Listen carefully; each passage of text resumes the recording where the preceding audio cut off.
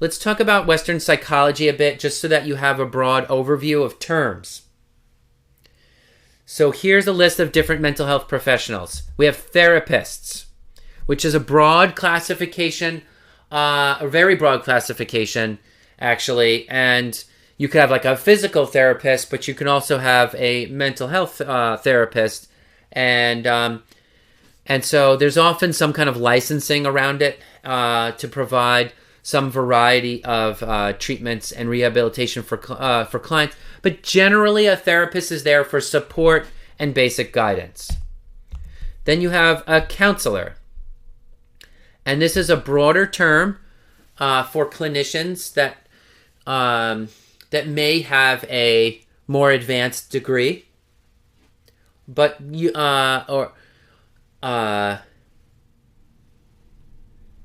but also in many cases doesn't need licensure. Like as an Ayurveda health counselor, you don't need a license currently in the United States. So this a counselor may not have a PhD in something, right? Like they may not have the same depth of understanding of clinical research and therapy.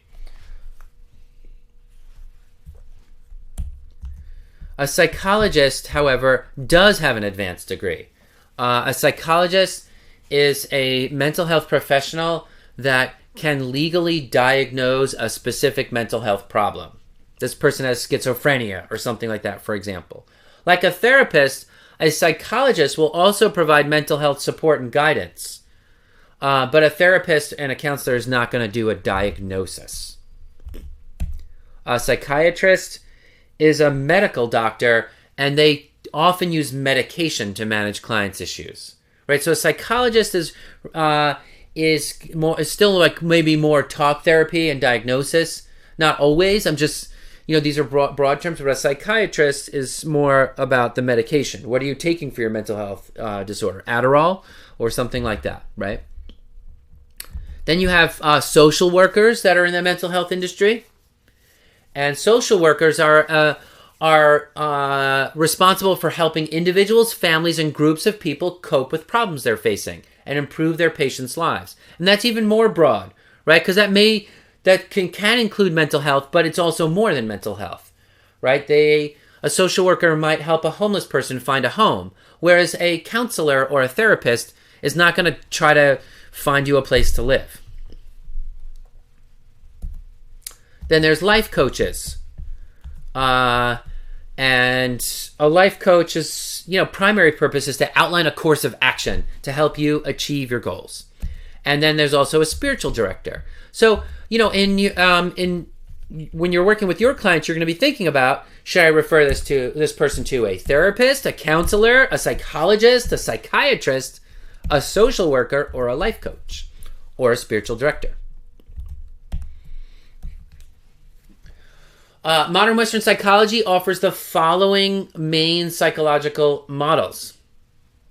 Well, we'll start with the system that was started with Freud, which is psychoanalysis and psychodynamic therapies, which focus on changing a person's behaviors, thoughts, and emotions by discovering their unconscious meanings and motivations, right? This whole idea of finding your true subconscious motives. Like, are you really angry, or is it that you're just afraid of something and you're not aware of that your subconscious motivation? So I think a lot of us, when we think of psychology, we think of this type of system where a person's like, oh, I wasn't aware that I was really just afraid and that's why I was angry. That kind of style of thinking is originated with Freud's idea of the subconscious. Then there's behavior therapy, which focuses on developing healthy behaviors, right? So even if you don't necessarily know where your motivations are coming from, you can still outline what is a healthy behavior.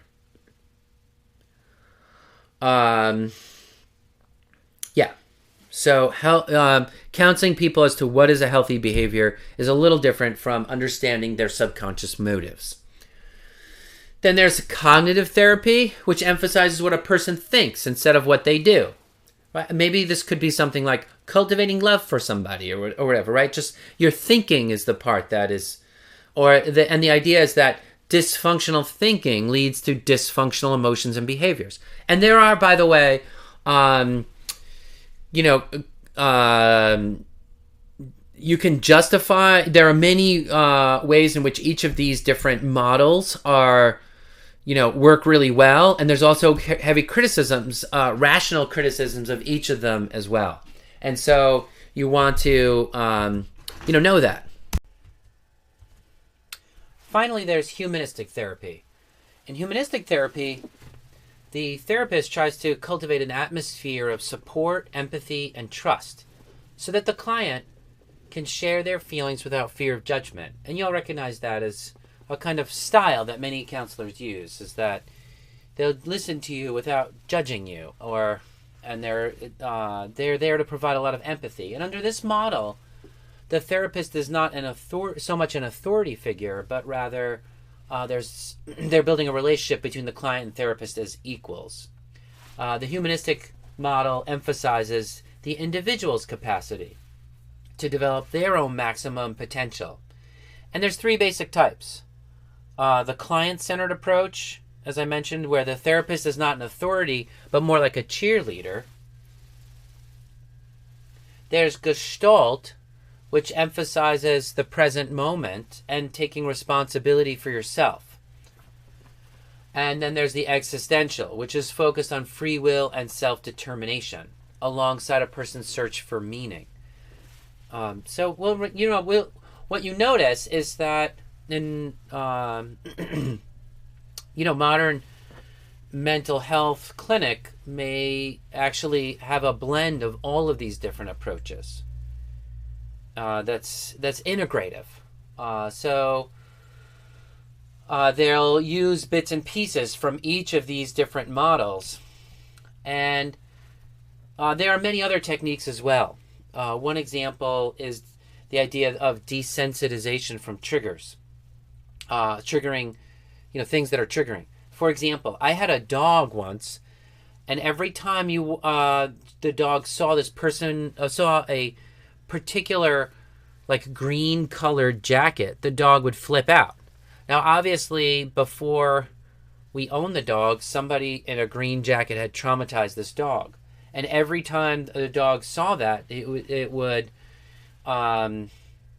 be frightened, and so how would we desensitize the dog from that trigger? Well, there are techniques to help with that.